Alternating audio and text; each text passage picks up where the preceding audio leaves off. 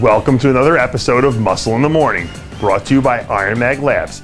I'm your host, Dave Palumbo, and I'm here to bring you all the latest news in the world of bodybuilding and fitness. It's April 21st, 2014, and on today's show, the Predator speaks and poses with Miss Physique Olympia. Ed Nunn eyes the prize. Will the New York Pro Trophy stay in New York? Find out how pumping iron was funded. And women's MMA champion slams her rival for past steroid use. All that and much, much more only on Muscle in the Morning. Denmark's 2014 Loaded Cup competition took place this past weekend, and Mr. Olympia runner-up Kai Green and Ms. Physique Olympia Dana Lynn Bailey treated throngs of fans to a joint seminar and guest posing. Green's Facebook athlete page has over 1.5 million followers, and Dana Lynn Bailey has become so popular that she left MHP to start her own company. In just 3 hours, a 10-second Instagram clip of Bailey and Green posing received over 10,000 likes and nearly 1,000 comments. Denmark will never forget these two.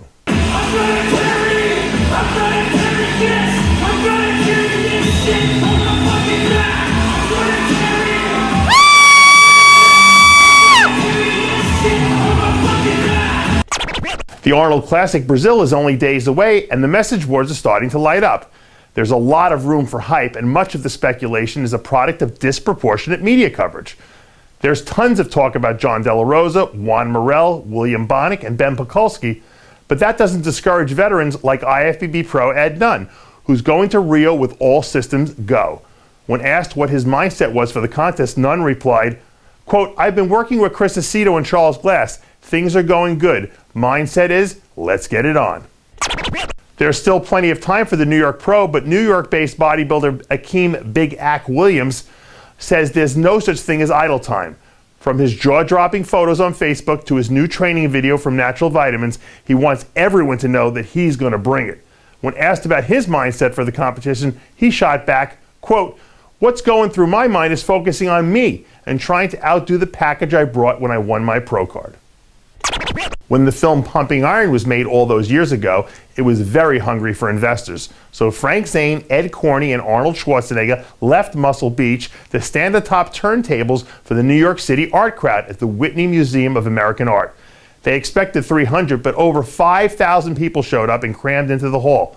The response was so impressive that it secured the funding for the movie that defined our sport then and now. This outtake from the original movie was so good, I just had to show you. It's big. And I went down and looked, and there were 5,000 people outside trying to get in. Nobody's going to go in until we get a line here. Inside the museum, Arnold, Frank Zane, and Ed Corney were rotated on a turntable in front of the New York City art crowd. It was very sort of high concept idea.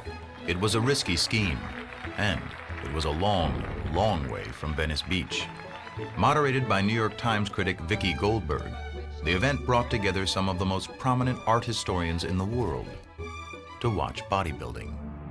We're talking about a subject which is fascinating and quite present before our eyes a lot of the time. That is to say, the representation of the muscular body in art.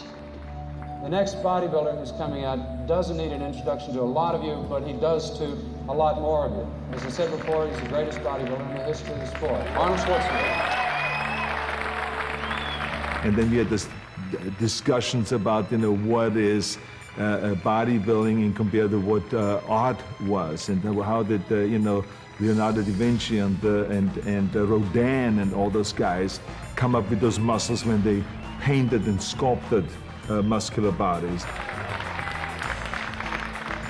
The Whitney couldn't control the event because there were too many people there, so that instead of taking the money and putting it in a cash register, they had to throw the money into a pile on the floor.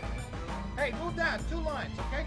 There was a 6-foot-high pile of $5 bills, and at the end of the day, the movie was financed, and the rest is history. The Whitney Museum event proved to investors that the general public just might be interested in bodybuilding. Now, it was time to present Pumping Iron to the world.